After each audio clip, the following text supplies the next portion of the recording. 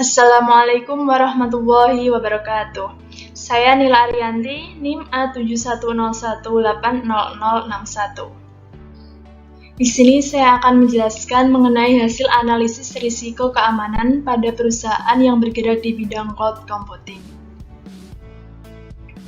Sebelumnya, mengenal terlebih dahulu mengenai keamanan komputer. Jadi, inti dari keamanan komputer yaitu melindungi komputer dan jaringannya dengan tujuan mengamankan informasi yang berada di dalamnya. Keamanan komputer sendiri meliputi beberapa aspek, antara lain privasi, confidentiality, integrity, authentication, availability. Aspek privasi ini ialah sesuatu yang bersifat rahasia. Intinya ialah pencegahan agar informasi tersebut tidak diakses oleh orang yang tidak berhak atau tidak bertanggung jawab.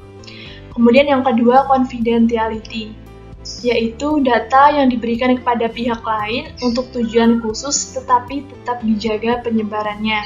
Yang ketiga, integrity, penekanannya merupakan sebuah informasi tidak boleh diubah kecuali oleh pemilik informasi. Yang keempat, authentication, ialah akan dilakukan sewaktu user login dengan menggunakan nama user dan juga password. Yang kelima, yaitu availability. Aspek ini berkaitan dengan apakah sebuah data tersedia saat dibutuhkan oleh user. Kemudian, pentingnya keamanan dan privasi dalam cloud. Yang pertama, yaitu privasi data. Dalam penyimpanan cloud, data akan selalu didistribusikan ke berbagai perangkat penyimpanan. Ini yang membuat privasi data menjadi rentan.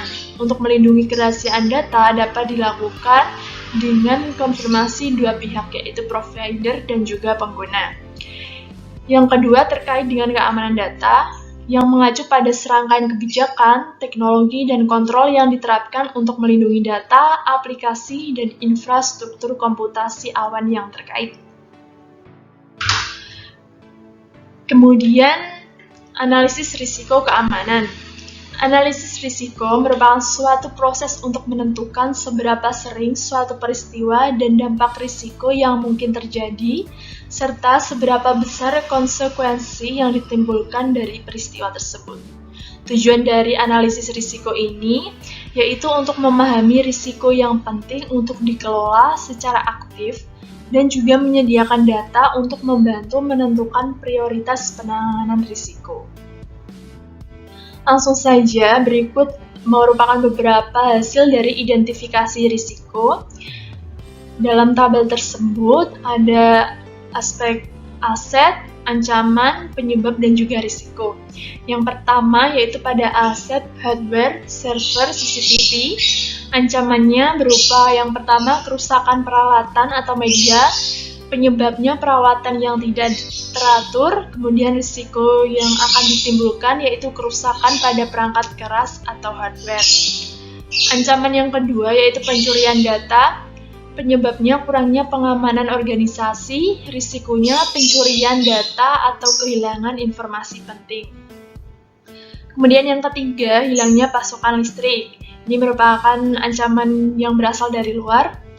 Penyebabnya kerusakan arus listrik atau terjadi lonjakan, kemudian risikonya yaitu kebakaran. Yang keempat, server lambat. Penyebabnya spesifikasi server yang sudah tidak memenuhi kebutuhan organisasi. Risikonya yaitu lambat terhadap server.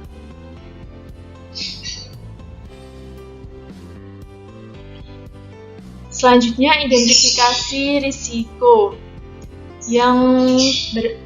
Selanjutnya, identifikasi risiko pada aset data karyawan dan data pengguna. Ancaman yang pertama yaitu duplikasi data, penyebabnya karena kesalahan dalam penginputan dan penghapusan data. Kemudian risiko yang akan ditimbulkan yaitu kehilangan dan tidak validnya data. Ancaman yang kedua, database penuh, pembobolan data, data korup, penyebabnya server down, aplikasi tidak bisa diakses, kesalahan pada fungsional software, aplikasi down. Risiko yang akan ditimbulkan yaitu aplikasi tidak bisa diakses. Selanjutnya, identifikasi risiko pada aset perangkat jaringan, network. Ancaman yang pertama, terputusnya koneksi, penggunaan data yang ilegal, Penyebabnya karena kerusakan pada kabel, kesalahan dalam melakukan konfigurasi, kerusakan pada infrastruktur jaringan, risiko yang akan ditimbulkan yaitu terkendala koneksi internet. Ancaman yang kedua merupakan penyadapan informasi, penyebabnya tidak ada pengamanan di sistem internal, risikonya serangan hacker. Kemudian identifikasi risiko pada aset people. Ancaman yang pertama, penyalahgunaan wewenang. Penyebabnya adanya share login atau password, tidak keluar atau logout ketika meninggalkan komputer, password disimpan pada desktop komputer, tidak ada penggantian password secara berkala. Risiko yang akan ditimbulkan penyalahgunaan hak akses. Kemudian ancaman yang kedua, kesalahan penggunaan. Penyebabnya kurangnya pelatihan prosedur penggunaan TI, risikonya human error. Ancaman yang ketiga yaitu masih kesalahan penggunaan, penyebabnya karena kurangnya sosialisasi tentang keamanan komputer. Kemudian risikonya pelanggaran terhadap aturan yang berlaku. Ancaman yang keempat, pengolahan data ilegal, penyebabnya pengolahan data ilegal oleh karyawan. Risikonya pencurian data.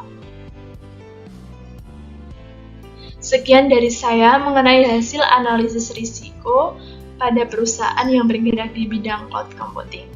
Apabila ada salah atau kurang, saya mohon maaf. Terima kasih. Wassalamualaikum warahmatullahi wabarakatuh.